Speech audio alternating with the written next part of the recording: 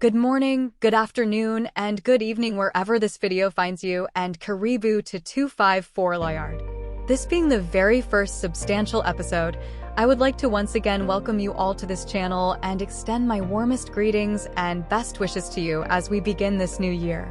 Coming from the festivities, I felt that I should start by addressing a pressing issue that normally arises during the annual festive season, and that is road safety. New reports of road traffic accidents have recently been dominating our headlines, and the numbers of road users who have been injured or killed in the month of December going into January is too alarming to turn a blind eye to. So, in this video, I shall be taking you through the process of making a successful insurance claim for compensation in Kenya. For starters, though, it is my counsel that if you, or someone you know, have been the victim of a road traffic accident, you should contact an advocate or law firm specialized in dealing with personal injury claims to get more information on the best course of action that you should take. That said, let's get started. In this video, you will get to learn about the process of making personal injury claims in Kenya. I will define what a personal injury claim is. I will then look at who can file the claim and also to whom such a claim should be brought against. I will also look at the different types of evidence that are essential to successfully prove the claim. Finally, I will go through the various methods that are used to quantify a personal injury claim. So let me start with the definition of a personal injury claim.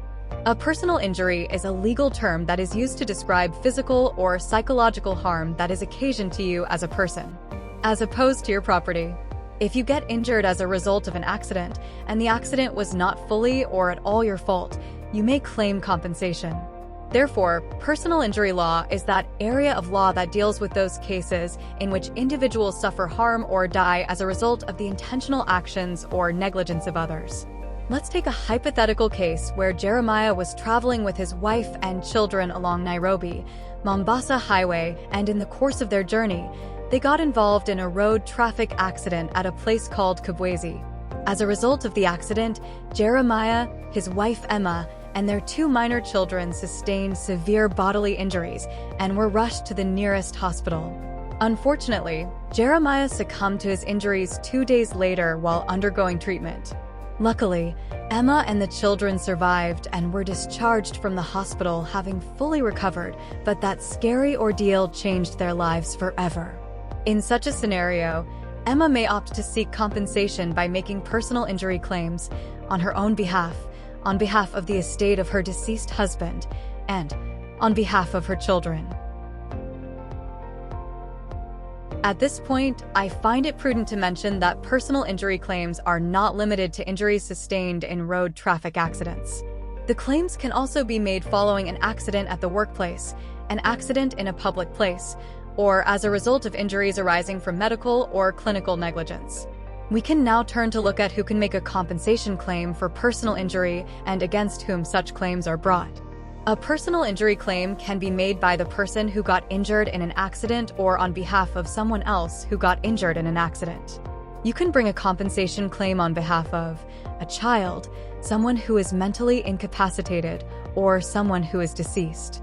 For one to be able to successfully bring a compensation claim, they need to show that the person against whom the claim is brought against owed the injured person a duty of care, and that they breached that duty of care, and that the injuries sustained were as a result of that breach. Therefore, a person injury claim is brought against the person who is responsible for the accident. These could be a driver, cyclist, or motorcyclist in the case of road traffic accident claims, your employer in the case of workplace accidents, a cafe or restaurant in the case of food poisoning claims, a product manufacturer for product liability claims, a local authority for accidents caused in public places, the Ministry of Defense for military injury claims, etc. In a majority of the cases, compensation claims for personal injury are not brought against the person directly responsible for the accident, but their insurers. Some investigation is therefore required to find out who these insurers are. This is one of the reasons why I insist that you should seek professional legal advice and assistance from a personal injury lawyer. I now turn to the evidence that you will need to gather and produce to successfully prove a personal injury claim. First, in order to establish the occurrence of the accident, you will need a police report or abstract. Secondly, to establish liability, or in simple terms, to prove who was responsible for the accident, you should consider gathering the following evidence. A. Admission of fault by an involved party. B. Testimonies from witnesses or experts. C. Videographic or photographic evidence. D. Criminal conviction of the other party involved in the accident. Thirdly, to prove the injuries caused to you by an accident, you will need a medical report. Finally, in order to prove the extent of damages, you will need expert medical opinions and evidence such as receipts or payslips for A. Payments made for medical treatments, therapies, or rehabilitation. B. Travel costs to and from medical appointments relating to the accident. C. Lost income. That is, proof that you lost your job or cannot do the same job as a result of the accident. D. Cost of adaptive equipment such as prosthetics, wheelchairs, or an accessible car. E. Cost of a professional caregiver or for compensating a family member for the time spent caring for you. F. Value of items lost or damaged in an accident such as your clothes, personal effects, car, bike, etc.